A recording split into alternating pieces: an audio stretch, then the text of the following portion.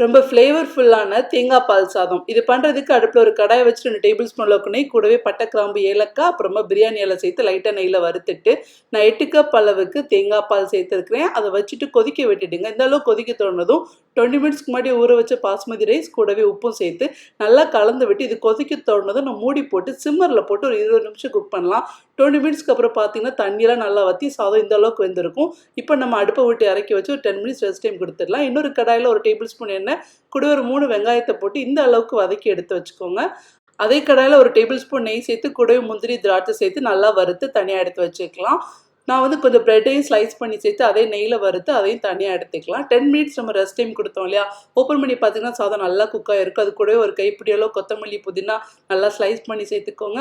வறுத்த வெங்காயம், அப்புறமா முந்திரி, திராட்சை, ப்ரெட்டு எல்லாம் சேர்த்துட்டு நல்லா கலந்து விட்டு எடுத்தோன்னா நல்ல ஒரு தேங்காய் பால் சாதம் ரெடி. கண்டிப்பாக ட்ரை பண்ணி பாருங்கள்.